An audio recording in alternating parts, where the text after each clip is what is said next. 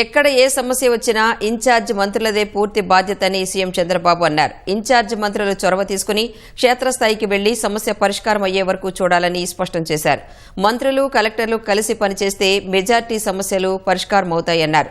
మంగళగిరిలో ఇళ్ల పట్టాల పంపిణీకి లోకేష్ ప్రత్యేక చొరవ తీసుకున్నారని ప్రశంసించిన సీఎం మిగిలిన అన్ని నియోజకవర్గాల్లోనూ ఇదే తరహా కార్యక్రమాలు చేపట్టాలని సూచించారు. 2 ఏళ్ల విజయాలపై మంత్రులు ప్రెస్ మీట్లు పెట్టి చేతులు దులుపుకున్నారని, విజయాలను ప్రజల్లోకి తీసుకువెళ్లే అంశంలో వెనుకబడ్డారని సీఎం అసహనం వ్యక్తం చేశారు. కేబినెట్ ఎజెండా అంశాలు ముగిశాక వివిధ అంశాలపై మంత్రులతో సీఎం చర్చించారు. భోగాపురం ప్రధాని పర్యటన వివరాలను మంత్రులకు సీఎం చంద్రబాబు వివరించారు. ఎయిర్పోర్టు ప్రారంభ వేడుక ఉన్నందున ఉత్తరాంధ్ర జిల్లాలో పింఛన్లు ఒకరోజు ముందే ఇవ్వాలని ముఖ్యమంత్రి సూచించారు. ఆగస్టు 1న పూర్తిస్థాయిలో ప్రధాని కార్యక్రమంలో నిమగ్నం కావాలని ఆదేశించారు. ఆగస్టు మొదటి వారంలో ఉత్తరాంధ్రలో భోగాపురం ప్రారంభోత్సవం ఉంటే చివర్లో రాయలసీమ ఉద్యాన హబ్బును ప్రారంభం ఉంటుందన్నారు. గోదావరి పుష్కరాల తొలి రోజునే పోలవరం ప్రాజెక్టుకు శ్రీకారం చుడితే ఎలా ఉంటుందనే ఆలోచన చేస్తున్నామని సీఎం వ్యాఖ్యానించారు. ఉత్తరాంధ్ర ఆశలకు రెక్కలు కల్పించామన్నారు. వెనుకబాటుతనం అనేది ఇక ఆ ప్రాంతంలో ఉండదన్నారు.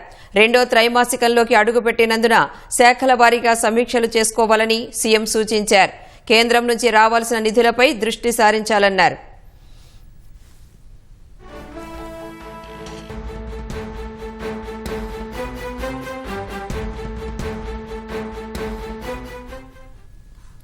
లోటు వర్షపాతం, ఎల్నినో ప్రభావంపై మంత్రులతో సీఎం చంద్రబాబు సుదీర్ఘంగా చర్చించారు. వ్యవసాయ రంగం, జలవనరులు, పరిశ్రమలు, పంచాయతీరాజ్, ఆర్థిక శాఖలు సమన్వయంతో సంక్షోభాన్ని సవాలుగా తీసుకోవాలని సీఎం దిశానిర్దేశం చేశారు.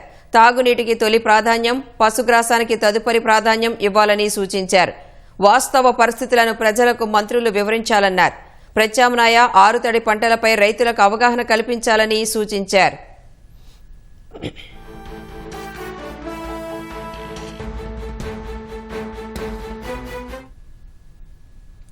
నేతన్న భరోసాపై మంత్రివర్గంలో చర్చకు వచ్చింది. అర్హులైన అందరికీ నేతన్న భరోసాను అందేలా చూడాలని అధికారులను సీఎం ఆదేశించారు. గత ప్రభుత్వ హయాంలో కొంతమంది అనర్హులు నేతన్న భరోసా పొందినట్లు మంత్రులు సీఎం దృష్టికి తీసుకొచ్చారు. అర్హులకు నష్టం జరగకుండా పథకం అమలు చేయాలని సీఎం ఆదేశించారు.